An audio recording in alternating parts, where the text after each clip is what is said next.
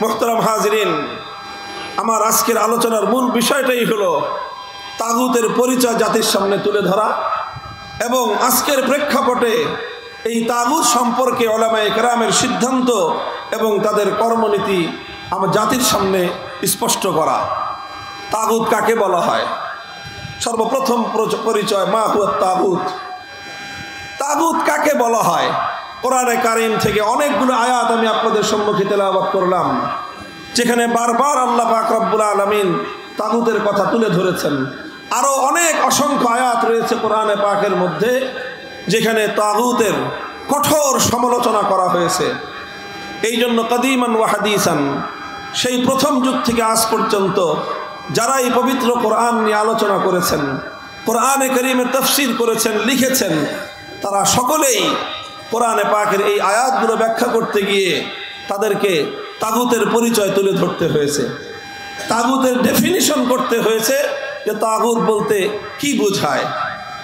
তো সকল মুফাসসির করেন, উলামায়ে উম্মতের সকল বক্তব্য যদি একত্রিত করা হয়, তাহলে তাগুতের যেই পরিচয় আমরা খুব সহজ ভাষায় বুঝতে পারি, সেটা হলো, প্রথম বুঝেন, আপনারা কি গায়রুল্লাহ বুঝেন? বলেন তো সকলে, পুরা মজমা বলেন, গায়রুল্লাহ বুঝেন? গায়রুল্লাহ মানে হলো আল্লাহ ছাড়া। গায়রুল্লাহ মানে কি? আল্লাহ ছাড়া। এক হলেন আল্লাহ, আর আল্লাহ ছাড়া মহাবিশ্বের মধ্যে যা আছে সবই কি? জোরে বলেন।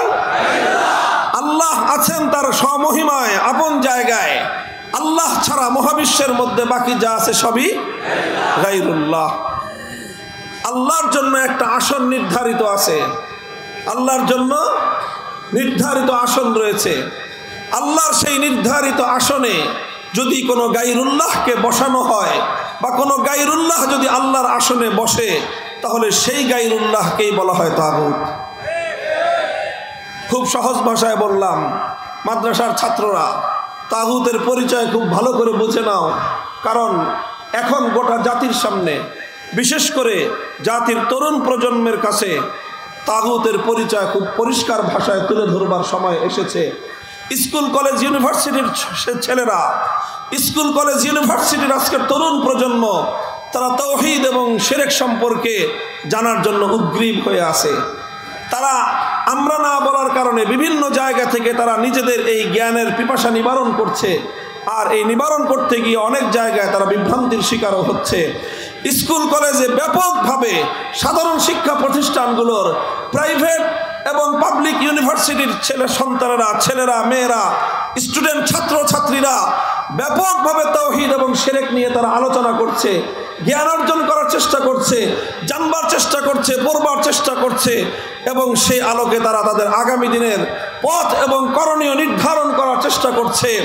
এটা একদিকে জাতির জন্য খুবই একটি আশার দিক, যে আজ যাদেরকে জাহিলি সমাজ ব্যবস্থা আল্লাহর দ্বীনের বিরুদ্ধে পরিচালিত করবার জন্য শিক্ষা ব্যবস্থা প্রণয়ন করে যাদেরকে ইসলাম বিদ্বেষী ধারায় পরিচালিত করার চেষ্টা করেছিল, সেই কুফরি শিক্ষা প্রতিষ্ঠানগুলো থেকে তাওহীদের সৈনিক তৈরি হচ্ছে। কাজেই এই সময়ে তাওহীদ এবং শিরকের পার্থক্য, আল্লাহর পরিচয় এবং তাগুতের পরিচয় খুলে খুলে বর্ণনা করে দেওয়া উচিত। আমি আবার বলছি, তাগুত বলা হয় আল্লাহর আসনে যে গায়রুল্লাহ বসে, সে গায়রুল্লাহকেই তাগুত বলা হয়।